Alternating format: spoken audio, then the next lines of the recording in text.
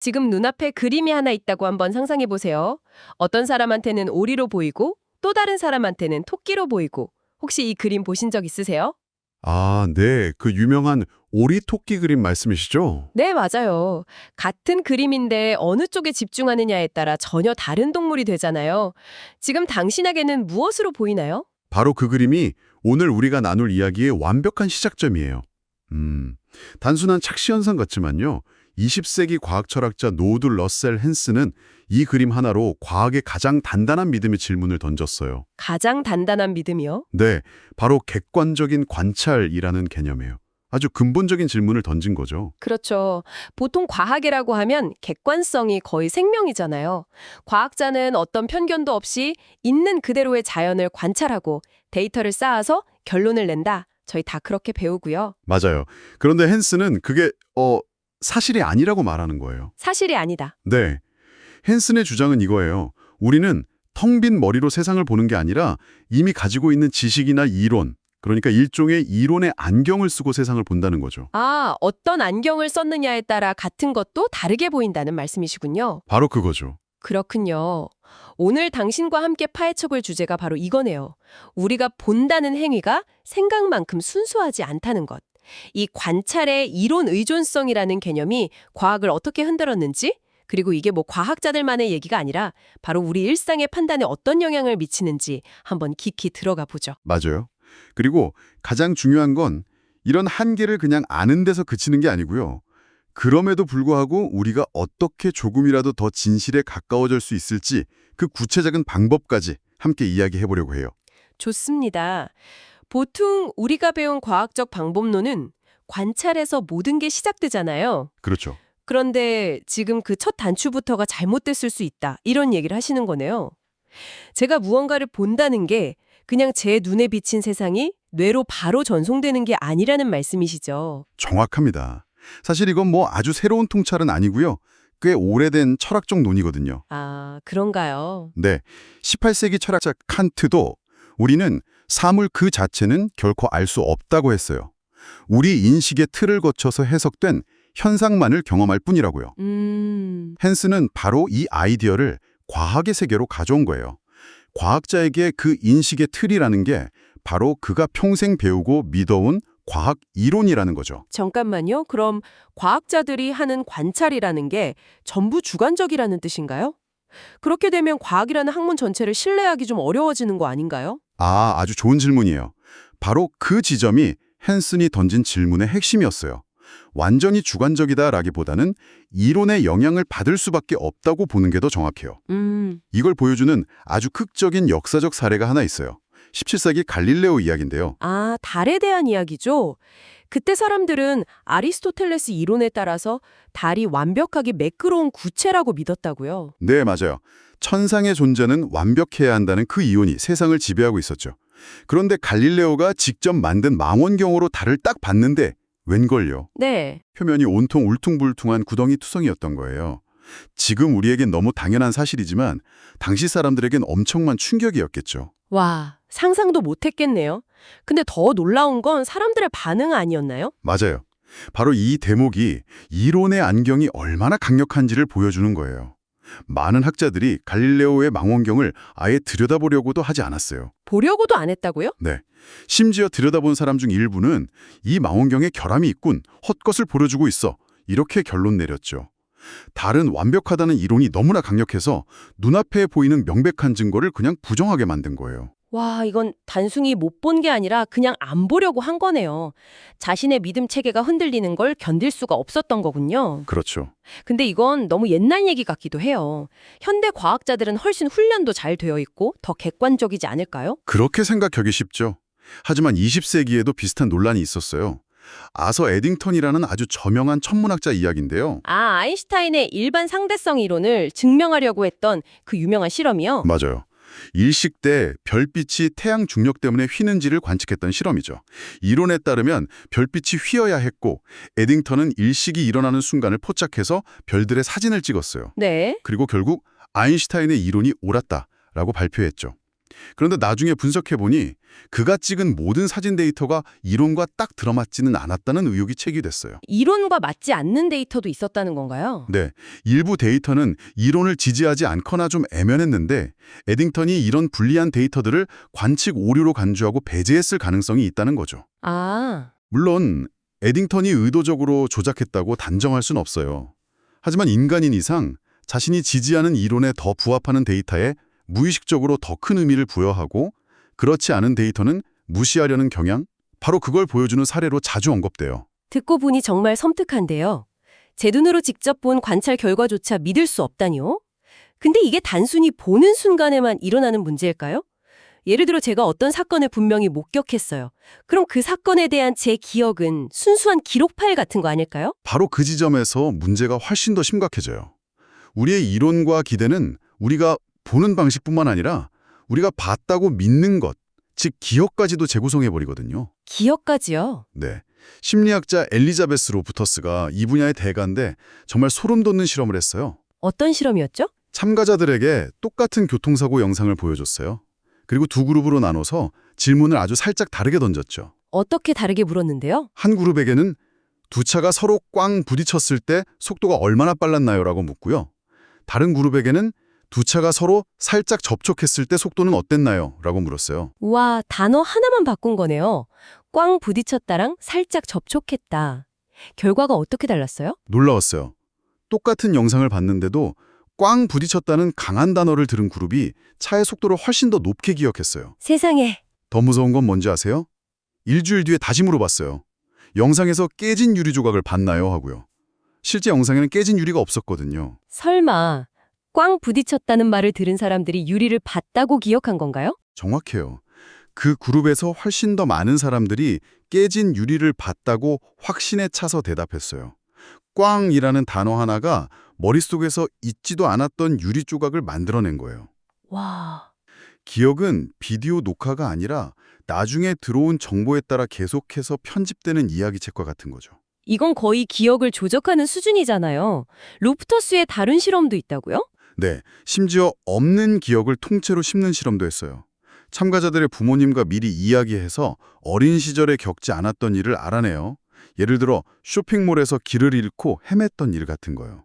네. 그리고는 상담 중에 슬쩍 암시하는 거예요. 혹시 어릴 때 쇼핑몰에서 길 잃었던 기억 나세요? 하고요. 당연히 기억 못하겠죠. 겪은 적이 없으니까. 처음엔 그렇죠.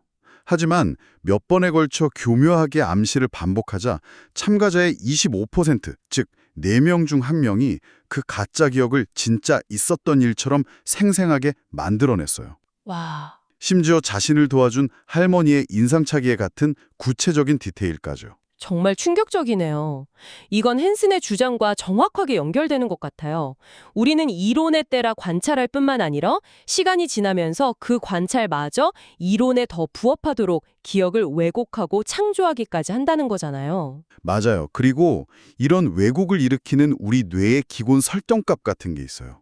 가장 강력한 게 바로 확증 편향이에요. 영어로는 confirmation bias라고 하죠. 아, 들어봤어요. 내가 믿고 싶은 것만 보고 내 믿음에 부합하는 증거만 찾아다니는 경향이요. 저도 맨날 그러는 것 같은데요. 친구랑 어떤 영화에 대해 논쟁할 때 구글에 그 영화가 왜 명작인지라고 검색하지 그 영화에 대한 비판이라고 검색하진 않거든요. 하하, 완벽한 예시네요. 그걸 아주 간단하게 보여주는 피터 웨이슨의 246 숫자 실험이 있어요. 246이요? 네, 제가 당신에게 246 이 세 숫자를 보여주면서 이 숫자들을 관통하는 규칙을 찾아보라고 하는 거예요. 당신은 저에게 다른 숫자 3개를 제시해서 제가 규칙에 맞다 또는 아니다라고 대답해 줄 수 있고요. 246이라. 규칙은 짝수이면서 2씩 증가하는 수 같네요. 그럼 저는 8, 10, 12를 제시해 볼게요. 맞나요? 네, 규칙에 맞아요. 좋아요. 그럼 20, 22, 24는요? 그것도 규칙에 맞아요. 그럼 규칙은 2씩 증가하는 짝수가 확실하네요. 대부분의 사람들이 당신처럼 생각해요. 하지만 틀렸어요. 틀렸다고요? 네, 실제 규칙은 그냥 점점 커지는 숫자였어요. 1, 5, 99도 규칙에 맞고 3, 4, 5도 맞아요. 아, 제가 제 가설이 맞다는 걸 확인시켜주는 예시만 계속 찾았네요. 만약 제가 1, 2, 3이나 아니면 제 가설에 반대되는 3, 2, 1 같은 걸 시도해 봤다면 바로 그거예요. 금방 규칙을 알아차렸을 텐데요. 우리는 본능적으로 자신의 가설을 반증하려 하지 않고 확증하려고만 해요. 이게 정치 같은 민감한 영역으로 가면 훨씬 더 극명하게 드러나죠. 맞아요. 똑같은 정책 발표를 보고도 지지하는 쪽에서는 국익을 위한 신의 한 수라고 하고 반대하는 쪽에서는 나라를 팔아먹는 굴욕 외교라고 하잖아요. 그렇죠. 같은 걸 보고도 어떻게 저렇게 다르게 볼 수 있는지 신기할 때가 많죠. 네. 심리학자 조너선 하이트의 연구에 따르면 그건 우리가 이성적으로 정책을 분석해서 결론을 내리는 게 아니기 때문이에요. 그럼 뭔가요? 우리는 먼저 자신의 정치적 신념이나 소속감에 따라 직관적으로 좋다 또는 싫다는 판단을 내려요. 감정이 먼저인 거죠. 그리고 이성은 그 후에 그 감정적 판단을 정당화하고 변호하기 위한 논리를 찾아 나서는 변호사 역할만 한다는 거예요. 와, 듣다 보니 점점 더 절망적인 기분이 드는데요. 우리의 시각은 이론에 오염되어 있고 기억은 수시로 편집되고 이성은 감정의 노예라면 우리가 과연 객관적인 진실이라는 걸 알 수는 있는 걸까요? 바로 그 지점에서 우리가 길을 잃으면 안 돼요. 네. 헨슨이나 다른 학자들이 이런 주장을 한 건 우리를 허무주의에 빠뜨리기 위해서가 아니었어요. 오히려 그 반대죠. 우리가 이런 편향을 가지고 있다는 사실을 인식하는 것, 그것이 바로 더 나은 알무로 나아가는 첫걸음이라고 본 거예요. 우리가 어떤 안경을 쓰고 있는지 자각해야 비로소 안경을 닦거나 다른 안경으로 바꿔 껴볼 생각을 할 수 있잖아요. 그러니까 완벽하게 객관적인 맨눈으로 세상을 볼 수는 없지만 내 안경에 얼룩이 묻었다는 걸 알고 그걸 닦으려는 노력은 할 수 있다는 말씀이시군요. 정확해요. 완벽한 객관성은 신의 영역일지 몰라도 객관성을 향한 노력, 즉 객관성 지향성은 우리가 가질 수 있는 가장 중요한 과학적 그리고 인간적 태도예요. 그럼 어떻게 그 노력을 할 수 있을까요? 이 편향의 감옥에서 탈출할 열쇠가 있을까요? 네, 저는 그 열쇠가 크게 두 가지 핵심 원칙으로 요약될 수 있다고 생각해요. 바로 지적 겸손과 적극적인 협력입니다. 지적 겸손과 적극적인 협력. 좀 더 구체적으로 설명해 주실 수 있나요? 지적 겸손은 내가 틀릴 수 있다는 가능성을 항상 열어두는 태도예요. 이건 단순히 나는 부족해 라고 말하는 게 아니에요. 철학자 칼 포퍼가 말했듯이 내 생각이 맞다는 증거를 100개 찾는 것보다 내 생각이 틀렸다는 결정적 증거 하나를 찾아 나서는 것이 훨씬 더 중요해요. 아까 246 실험에서 3위를 시도해보는 용기 같은 거군요. 맞습니다. 내 믿음을 스스로 공격해보는 거죠. 어렵죠. 그래서 지적 겸손의 또 다른 측면인 메타인지, 즉 내 생각의 과정을 한 발짝 떨어져서 지켜보는 훈련이 필요해요. 메타인지요? 네. 나는 지금 어떤 가정을 하고 있지? 혹시 내가 이 증거를 일부러 무시하고 있는 건 아닐까? 하고 스스로에게 계속 질문을 던지는 거예요. 그렇군요. 그게 첫 번째 열쇠인 지적 겸손이라면 적극적인 협력은 뭔가요? 그건 내가 가진 편향과 한계를 혼자서는 절대 극복할 수 없다는 걸 인정하는 데서 시작해요. 나는 오리만 보고 있는데 내 옆에 동료는 토끼를 보고 있단 말이죠. 네. 그럼 그 사람을 틀렸다고 비난하는 게 아니라 당신 눈에는 왜 그게 토끼로 보이나요? 어떤 부분을 보고 그렇게 생각했나요? 라고 적극적으로 묻고 듣는 거예요. 다른 사람의 눈을 빌리는 거군요. 맞아요. 과학계에서 동료 심사를 그토록 중요하게 여기는 이유가 바로 이거예요. 다른 관점을 가진 과학자들이 내 연구를 뜯어보고 비판하면서 나 혼자서는 절대 보지 못했을 맹점을 찾아내 주거든요.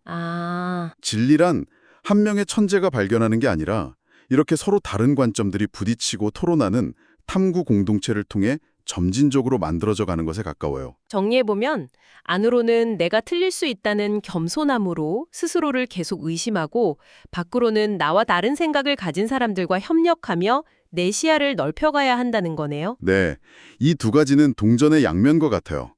내가 불완전하다는 걸 알아야 다른 사람의 도움이 필요하다는 걸 깨닫게 되고 다른 사람의 의견을 진지하게 들어야 나의 불완전함을 고쳐나갈 수 있으니까요. 오늘 이야기를 쭉 나눠보니 본다는 것이 얼마나 복잡하고 능동적인 과정인지 새삼 깨닫게 되네요. 노우드 러셀 헨슨의 관찰의 이론 의존성에서 시작해서 기억의 왜곡, 확증 편향을 거쳐 결국 우리가 가져야 할 태도까지 깊이 들어와 본 것 같아요. 맞아요. 중요한 건 우리는 이론이라는 안경 없이는 세상을 볼 수 없다는 사실을 받아들이는 거예요.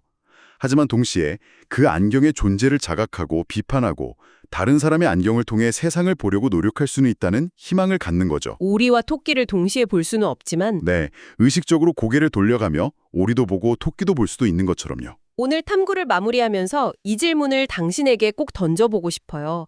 당신이 매일 세상을 보고 다른 사람을 판단하고 또 자기 자신에 대해 생각할 때 너무나 당연하게 여기고 있어서 한 번도 의심해 본 적 없는 당신만의 안경, 당신만의 이론은 무엇인가요? 그리고 어쩌면 너무나 단단하고 투명해서 그것이 이론이라는 사실조차 잊어버린 그 믿음 때문에 당신이 지금 이 순간에도 놓치고 있는 세상의 또 다른 모습, 당신의 토끼는 무엇일까요?